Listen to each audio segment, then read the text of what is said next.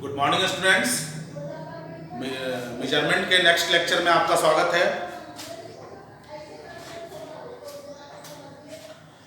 Measurement chapter हम लोग खत्म कर चुके हैं। आज के वीडियो में हम पूरा एक ओवरव्यू लेंगे कि हम लोग क्या किए, पूरा मेजरमेंट चैप्टर में क्या क्या पढ़े। हम लोग शुरुआत साइंस से किए थे कि साइंस एक सिस्टमैटिक स्टडी है। Science is the systematic study about anything. तो what is the meaning of systematic पढ़े थे हम लोग कि systematic means to follow some basic well defined steps to study anything. तो then what are the steps? तो first step is observation कि when any phenomena is occurring continuously in nature, then it is brought under our consideration. This is called observation। यानी कहे कि जब कोई घटना प्रकृति में बार बार घटती है, जैसे हवा बार बार चली, दिन रात डेली हुआ, डेली दिन रात हो रहा था, तो कोई भी अगर घटना जब प्रकृति में बार बार घटती है तो हमारे नजर में आती है, हमारे ध्यान में आती है। तो ये फर्स्ट स्टेप होता है, ऑब्जर्वेशन कहलाता है। मतलब ये ऑब्जर्वेशन का हिंदी यहाँ मतलब कि अध्ययन या कुछ हो, ऑब्जर्वेशन यानी देखना, किसी चीज को समझना, वो चीज यहाँ पे नहीं। यहाँ पे ऑब्जर्वेशन का मतलब है कि जब कोई घटना बार बार घट रही होती है तब हम उस पर ध्यान दे देते हैं, तो ये ऑब्जर्वेशन होता है फर्स्ट स्टेप ऑफ साइंस। अब सेकेंड स्टेप ऑफ साइंस में आता है कि जब हम देखें कि हवा चल रहा है, हवाई बात की क्यों चल रहा है, तो क्यों चल रहा है आया, तो अब इसमें ऐसे ही नहीं हम लोग आगे कुछ करने लगेंगे। पहले बैठेंगे, सोचेंगे और सोचेंगे कि आखिर इसका कारण क्या होगा। तो वेरियस कारण निकल के आएगा। मान लीजिए 10 स्टूडेंट हैं, हम टीचर हैं, हम सब मिलके कोई घटना पे सोच रहे हैं कि ये घटना हवा चल रही है, क्यों चल रही है, तो सारे लोग कुछ ना कुछ कारण देंगे कि मॉलिक्यूल्स हमेशा मोशन में होते हैं वगैरह वगैरह। मतलब कोई भी गर्म होकर हवा हल्का हो, मतलब बहुत सारा स्टेटमेंट निकल के आया जो कि उस फेनोमेना के बारे में होगा। जैसे कि हम बल्ब का एग्जांपल दिए थे कि बल्ब बार बार खराब हो रहा होगा, तो क्यों खराब हो रहा होगा, तो बल्ब ही खराब आ रहा होगा, सॉकेट खराब है, सॉकेट में शॉर्टकट है, या चाहे शॉर्ट सर्किट है, या स्विच खराब है, बाहर से बिजली का प्रॉब्लम है, इलेक्ट्रिसिटी जो आता है फ्लक्चुएट करता, ढेर सारा स्टेटमेंट आएगा जो कि उस घटना के बारे में होगा। और वो स्टेटमेंट सही हो भी सकता है और नहीं भी हो सकता है। तो इसको हम लोग हाइपोथेसिस कहते हैं कि हाइपोथेसिस इज ट्रू और फॉल्स स्टेटमेंट्स, सही या गलत स्टेटमेंट्स है which are the probable explanation about the phenomena, जो कि प्रोबेबल संभावित एक्सप्लेनेशन है उस फेनोमेना का, उस घटना का जो ऑब्जर्व हुआ है। देन आफ्टर दैट हम लोग ग्रुप में बढ़ जाएंगे, या चाहे सारे लोग एक ही काम करेंगे, सब मिलके, कम लोग हैं तो एक ही काम सबको साथ में मिलके करना होगा, बहुत सारे लोग हैं तो ग्रुप में बांट के कर सकते हैं, है ना। तो देन हम लोग क्या स्टार्ट करेंगे, टेस्टिंग। किसका? तो स्टेटमेंट का। जो स्टेटमेंट हम लोग दिए हैं वो कौन कौन स्टेटमेंट सही है, गलत है, टेस्ट करना शुरू करेंगे। This is called experiment. And experimentation is the testing of hypothesis. Testing of hypothesis experiment. And then after that experiment के बाद जो ट्रू हाइपोथेसिस बाहर निकल के आएगा वो कॉल्ड कहलाएगा थ्योरी, यानी theory is true hypothesis. And after that तो ये ट्रू निकल के आया तो हम लोग जानते हैं ना, इतने लोग जो हैं, इतने लोगों को पता है कि ये सही है, लेकिन बाहर वाले लोग कैसे मानेंगे? तो बाहर वाले लोग अगेन एक्सपेरिमेंट करेंगे, तो अगेन एक्सपेरिमेंट करेंगे, जो सही रह जाएगा, अगर तब भी सारा चीज सही रह जाएगा तो उसको हम लोग फिर लॉ कहेंगे। यानी लॉ जो होता है ग्लोबली एक्सेप्टेड होता है, यूनिवर्सली एक्सेप्टेड होता है, उसको सब लोग मानते हैं, लेकिन थ्योरी एक पार्टिकुलर एरिया में एक्सेप्टेड होता है। हाइपोथेसिस का कोई प्रूफ नहीं होता है। यानी आप जहां कहीं साइंस में भी लिखा रहे एवोगाड्रो हाइपोथेसिस, तो आपको समझना है कि ये बस स्टेटमेंट है। हब्बल हाइपोथेसिस, एवोगाड्रो हाइपोथेसिस कहलाता है कि 6.022 × 10⁻23 पार्टिकल्स मिलके 1 मोल कहलाता है। तो ये हम लोग मोल में पढ़े भी थे, तो इसको एवोगाड्रो हाइपोथेसिस कहा जाता है क्योंकि इसका प्रूफ नहीं किया गया है। और दूसरी बात जो है हब्बल हाइपोथेसिस कहता है कि कोई भी प्लैनेट जो है, जिस तरह से एक सेल डिवाइड होकर 2 सेल में टूट जाता है, उसी तरह से कोई प्लैनेट या स्टार जो है बहुत सालों बाद 10⁶ ईयर्स बाद, बहुत सालों बाद जो है जो वो भी 2 पार्ट में टूट जाता है। तो ये हब्बल हाइपोथेसिस है, इसका कोई प्रूफ तो है नहीं, है ना। तो ये सब हाइपोथेसिस हुआ, यानी जहां भी हाइपोथेसिस लगा हुआ है यानी इसका कोई प्रूफ नहीं है। उसके बाद फिर थ्योरी, तो थ्योरी सर्टेन रीजन में एक्सेप्टेड है, समझिएगा, सही है लेकिन सर्टेन रीजन में ही एक्सेप्टेबल है। और लॉ जो है पूरा एक्सेप्टेबल है होल। जैसे अगर आप कहते हैं कि यूनिवर्सल लॉ ऑफ ग्रेविटेशन, तो आप समझिए कि लॉ जो है पूरे यूनिवर्स में एक्सेप्टेड। तो इस तरह से ये हम लोग साइंस देखे थे। फिर हम लोग फिजिक्स में आए थे कि स्टडी ऑफ मेजरमेंट को हम लोग फिजिक्स कहते हैं, स्टडी ऑफ फिजिकल क्वांटिटी, यानी फिजिकल क्वांटिटी को मेजर करते हैं तो उसको हम फिजिक्स कहते हैं। और फिजिकल क्वांटिटी के लिए हम लोग आए थे कि सबसे पहले फिजिकल क्वांटिटी के लिए, तो फिजिकल क्वांटिटी जो था, जो क्वांटिटी वैसा क्वांटिटी था जिसको हम लोग मेजर कर सकते थे। तो फिजिकल क्वांटिटी की जब बात आ रही थी तो फिजिकल क्वांटिटी को रिप्रेजेंट कैसे करते थे। तो फिजिकल क्वांटिटी को, जैसे कोई फिजिकल क्वांटिटी फोर्स है तो इसको रिप्रेजेंट किया जाता है, तो इसको रिप्रेजेंट किया जाता है 5 न्यूटन मान लीजिए लिख रहे हैं, तो इसको हम वैल्यू या मैग्नीट्यूड कहते हैं, वैल्यू या magnitude of force is 5 Newton, जो कि 2 टर्म से बना था। एक इसका न्यूमेरिकल वैल्यू कहलाता था और दूसरा यूनिट कहलाता था। यानी किसी भी फिजिकल क्वांटिटी को रिप्रेजेंट करने के लिए हम लोगों को एक यूनिट का आवश्यकता होता है। तो फिर इसके बाद हम लोग यूनिट पढ़े थे। तो यूनिट क्या पढ़े थे हम लोग, तो इसके एग्जाम्पल हम आपको दिए थे कि जैसे अगर आप 5 दुकान में गए और 5 दुकान से 1 किलोग्राम चीनी खरीद के लाए, तो क्या अगर हम मान के चलें कि सारे दुकानदार ने बढ़िया से तौल के दिया हो, कोई गड़बड़ी नहीं किया हो, कोई बेईमानी नहीं किया हो, तो क्या पांचों दुकान से लाया गया 1 किलोग्राम चीनी का अमाउंट अलग अलग होगा? तो इसका जवाब होगा नहीं, सारा अमाउंट सेम होगा, क्योंकि सारे दुकान से हम लोग 1 किलोग्राम चीनी खरीद के लाए हैं। अगर यही बात हम कपड़े की दुकान में करें और सारे कपड़े की दुकान से 1-1 मीटर कपड़ा लेके आए, तो सारे कपड़े की लंबाई सेम होगी या अलग होगी? तो नहीं, सारे कपड़े की लंबाई सेम होगी। हमको यहाँ पर यह बात मानना होगा कि कोई दुकानदार कोई गलती नहीं किया है। तो आखिर क्यों ऐसा है? अगर हम चारों दुकान से, पांचों दुकान से ला रहे हैं तो 1 मीटर कपड़ा की लंबाई सेम है, 1 किलोग्राम चीनी का मात्रा सेम है, तो इसका क्या मतलब है कि सारे लोगों के पास 1 मीटर का डिफिनीशन वही है कि इतना लंबा ही 1 मीटर कहलाएगा, इससे ज्यादा लंबा नहीं न कम लंबा, इतना ही मीटर एक लंबा कहलाएगा, 1 मीटर कहलाएगा इतना लंबा। यानी क्या है यूनिट, यानी 1 मीटर सबके लिए डिफाइंड है कि इतना ही लंबा 1 मीटर कहलाएगा। तो यहां पर हम यूनिट का डिफिनीशन पढ़े थे कि for any kind of measurement, for any kind of measurement, certain quantities or certain standard is fixed, called unit। यानी किसी भी मेजरमेंट के लिए कुछ क्वांटिटीज, कुछ अमाउंट को फिक्स कर दिया गया है। तो 1 मीटर इतना ही लंबा को कहेंगे, 1 सेंटीमीटर इतना ही लंबा को कहेंगे, इतना ही ड्यूरेशन ऑफ टाइम को 1 सेकंड कहा जाएगा, इतना ही लंबा को 1 मीटर, इतना ही मात्रा को, इतना अमाउंट को 1 किलोग्राम कहा गया। तो ये फिक्स कर दिया गया है और इसी फिक्सेशन को सब फॉलो करते हैं। यानी यूनिट का डिफिनीशन है कि किसी भी काइंड ऑफ मेजरमेंट के लिए कुछ स्टैंडर्ड्स, कुछ मानक तय किए गए। मानक मतलब कुछ एकदम से इतना ही को हम बोलेंगे तय किए गए, उन्हीं को हम लोग यूनिट कहते हैं। और उसके बाद फिजिक्स में जो फिजिकल क्वांटिटी है, या हम ऐसे भी बोल सकते हैं कि जैसे हम अगर 5 न्यूटन लिखे, तो 5 न्यूटन लिखे तो हमको ये बताने का जरूरत नहीं है कि ये फोर्स है। 5 न्यूटन से हम समझ गए कि ये फोर्स है, तो हम कह सकते हैं कि ये एक तरीका है, unit is a way in which physical quantity can be represented. यानी 5 लंबाई को हम 5 सेंटीमीटर, 5 मीटर में रिप्रेजेंट कर सकते हैं। तो हम कह सकते हैं कि यूनिट एक तरीका है जिसमें कि हम लोग फिजिकल क्वांटिटी को रिप्रेजेंट करते हैं। ये फिजिकल क्वांटिटी या यूनिट को फिर हम लोग 2 भाग में बांटे थे, एक फंडामेंटल और दूसरा डेराइव्ड। फंडामेंटल फिजिकल क्वांटिटी या फंडामेंटल फिजिकल क्वांटिटी के यूनिट को फंडामेंटल यूनिट कहा गया था, यानी फंडामेंटल फिजिकल क्वांटिटी या यूनिट, डेराइव्ड फिजिकल क्वांटिटी या यूनिट। तो डेराइव्ड फिजिकल क्वांटिटी को के यूनिट को डेराइव्ड यूनिट कहा गया था।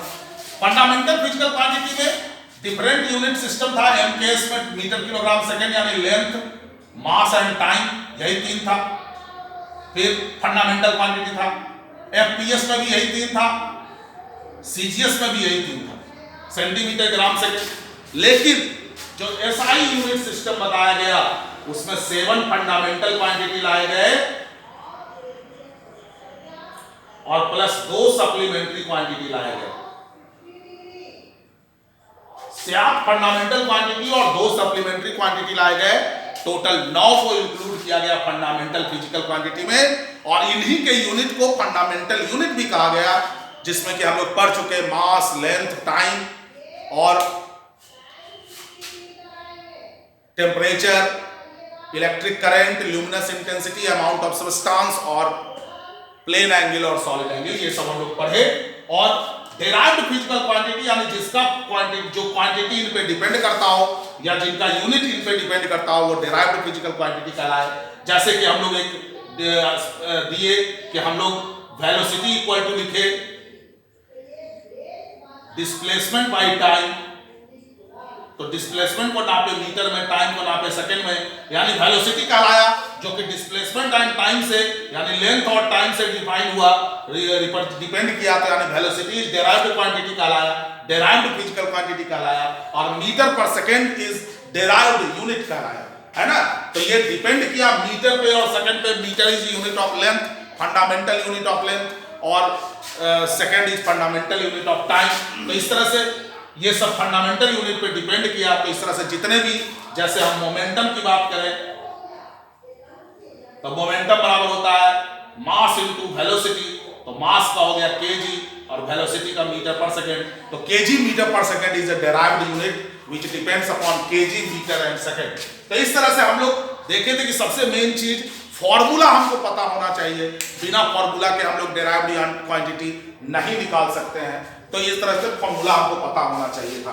अब इन स्टैंडर्ड्स को भी आपको डिफाइन किया गया था, लेकिन वो सिर्फ समझने की बातें थी कि इनको आप समझिए कि ये स्टैंडर्ड बनाया गया कि जैसे इतना कार्बन एटम का मास को 1 किलोग्राम कहेंगे, या 1 किलोग्राम का सिलेंडर बना के रख दिया गया है फ्रांस में, है ना। तो ये स्टैंडर्ड डिफाइन किया गया कि लाइट जो है 1/3 × 10⁻⁸ सेकंड में जितना दूरी तय करेगा उसको 1 मीटर कहेंगे। तो ये एक डिफिनीशन के लिए था, इसको आपको याद रखने की जरूरत नहीं, आप समझ लेंगे खाली, है ना, तो बहुत है। अब आती है बात, यहीं पर एक चर्चा आया डायमेंशन का।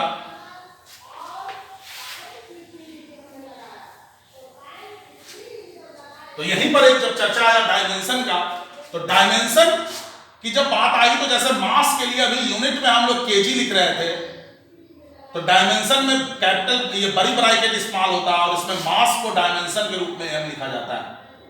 उसके बाद जब लेंथ की बात आई तो लेंथ का यूनिट जो है तो के मीटर था, और जब लेंथ का डायमेंशन की बात आएगी तो कैपिटल L और ब्रैकेट में लिखेंगे। जब टाइम की बात आ रही है तो टाइम का सेकंड था, इधर टाइम के लिए T बात आ रही थी। इसी तरह से और भी बताए कि सारे डायमेंशन 7, इसमें 7 डायमेंशन ही थे। क्यों? क्योंकि 2 सप्लीमेंट्री क्वांटिटी का कोई डायमेंशन नहीं होता है। सप्लीमेंट्री क्वांटिटी का डिफिनीशन भी यही होता है, supplementary quantity having unit but no dimension.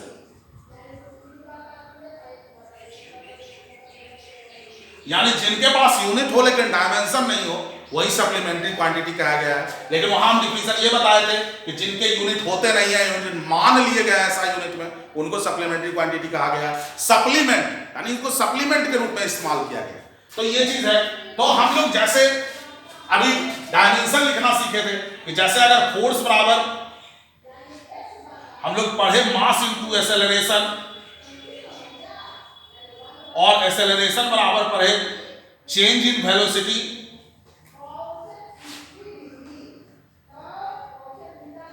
बटा टाइम। तो मास का जब यूनिट लिखे तो KG, change in velocity metre per second, velocity हो चाहे चेंज इन वेलोसिटी हो। जैसे मान लीजिए कि आपका इनिशियल वेलोसिटी को यू से दिखाते हैं 5 मीटर पर सेकंड था, final velocity 10 metre per second था। तो जब हम चेंज निकाले, चेंज इन वेलोसिटी, तो फाइनल माइनस इनिशियल यानी 10 metre per second minus 5 metre per second, तो कितना हो जाएगा 5 मीटर पर सेकंड। यानी अगर हम चेंज इन वेलोसिटी का भी यूनिट बोले तो क्या आएगा, मीटर पर सेकंड ही आएगा। तो मीटर पर सेकंड बटा टाइम का सेकंड, तो ये हो जाएगा KG metre per second square, लेकिन इसको एसआई यूनिट में न्यूटन कहा जाता है।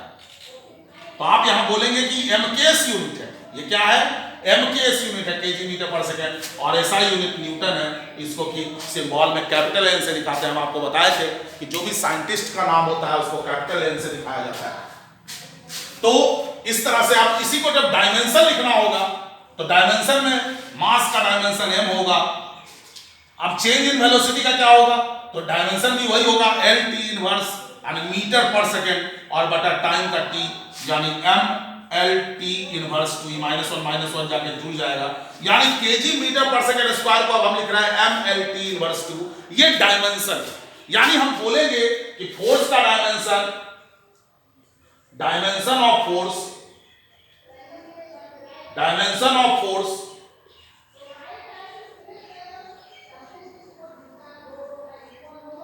force is 1 in mass, 1 in length and -2 in time। इस तरह से हम इसको बोलेंगे। और डायमेंशन का जब डिफिनीशन करना होता है तो इसका डिफिनीशन कैसे करते हैं कि all derived quantity, all derived physical quantity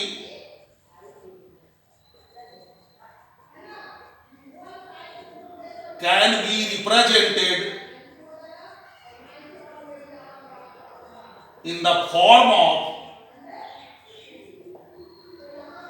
7 base quantities, 7 base or fundamental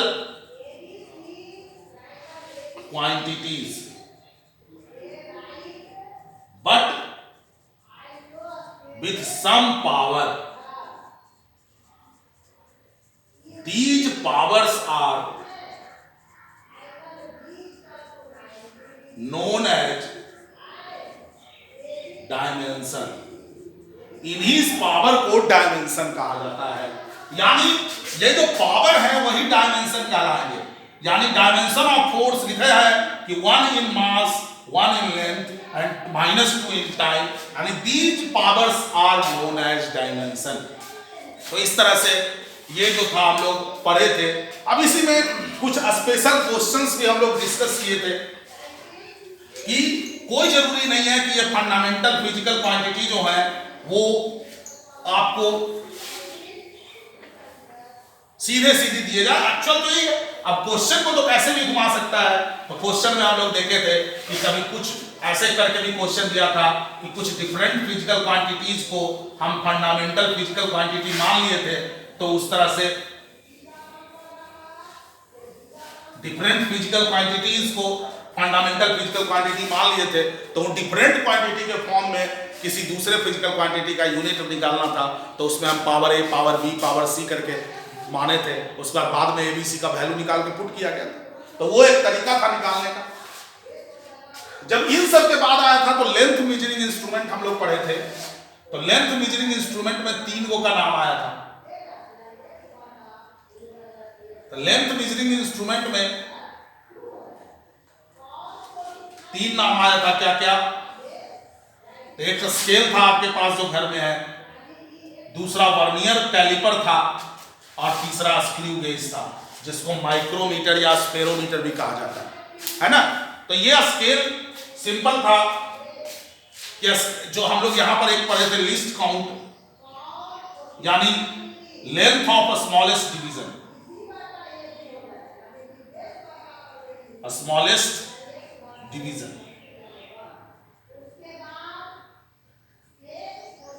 यानी जैसे आपका स्केल था ये 0 था और यहां से 1 2 3 4 5 6 7 8 9 10 ये 1 सेंटीमीटर था। 1 2 3 4 5 6 7 8 9 10 इसको 10 बराबर भाग में बांटा हुआ है।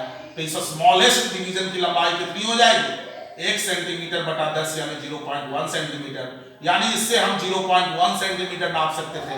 इससे 0.1 सेंटीमीटर से कम क्यों नहीं नाप सकते थे? क्योंकि इसके बाद ये हमको पता है, इसके बाद यही पता है कि 0.1 सेंटीमीटर है। इसके बीच में कुछ दिया हुआ है कि पता है? अगर दिया रहेगा तो हम निकाल सकते हैं, लेकिन दिया हुआ ही नहीं है तो क्या लिखेंगे हम? 0.05 सेंटीमीटर अपने मन से लिख देंगे, कुछ भी नहीं लिख सकते हैं। तो इस तरह से जो भी निशान साइन दिया रहेगा, मार्क दिया रहेगा, उसी को ना हम डिसाइड कर सकते हैं। तो यानी उससे कम हम उसमें नहीं जा सकते हैं, यानी कम से कम यहां से यहां नाप सकते हैं। तो इस तरह से हम लोग लिस्ट काउंट जो था, लेंथ ऑफ स्मॉलेस्ट डिवीजन था, और जितना कम लिस्ट काउंट होगा, जितना कम लिस्ट काउंट होगा, हम लोग पढ़े थे प्रीसीजन कि जितना कम least the least count, least value of least count more precise is the instrument भी बोल सकते हैं और मेजरमेंट भी बोल सकते हैं। यानी हम बोले थे कि डेसिमल के जितना ज्यादा अंक तक हम लोग नाप सकते हैं उसको हम प्रीसीजन बोलते हैं। यानी जितना ज्यादा वैल्यू है, यानी ये जो मेजरमेंट है वो लेस प्रिसाइज है और ये मेजरमेंट जो है मोर प्रिसाइज है। तो इस तरह से हम लोग बोले थे कि जितना कम से कम मेजर किया जा सकते या डेसिमल के जितना ज्यादा से ज्यादा प्लेस तक मेजर कर सकते हैं उसको हम प्रीसीजन बोले थे। और दूसरा एक्यूरेसी था कि जैसे अगर कोई ओरिजिनल वैल्यू 4.5 सेंटीमीटर है और आप नापे हैं 4.49 सेंटीमीटर, कोई दूसरा नापा है 4.45 सेंटीमीटर, तो ये लेस एक्यूरेट है, ये ज्यादा एक्यूरेट है, ये इसके ज्यादा नजदीक है, तो ये ज्यादा एक्यूरेट हुआ। यानी accuracy states that how the measured value is close to original value, यानी जो मेजर्ड वैल्यू है, नापा हुआ वैल्यू है, वो कितना नजदीक है ओरिजिनल वैल्यू के। तो इस तरह से हम लोग का आया था कि जब आए थे हम लोग यहाँ स्केल में, तो जब वर्नियर कैलिपर की बात आई थी तो उसमें एक स्लाइडिंग स्केल भी था, जिसके कारण उसमें जो है हमारा मेजरमेंट कम जाता था। तो एक वर्नियर कैलिपर होता था और इसमें एक मेन स्केल होता था। तो वेरी सिंपल, इसमें जब हम लिस्ट काउंट निकालते थे तो एक तो MSD माइनस VSD करते थे, यानी एक मेन स्केल डिवीजन की लंबाई माइनस एक वर्नियर स्केल डिवीजन की लंबाई करते थे, या सीधे सीधी MSD बाई N कर देते थे, जहां N बराबर क्या होता था? Number of divisions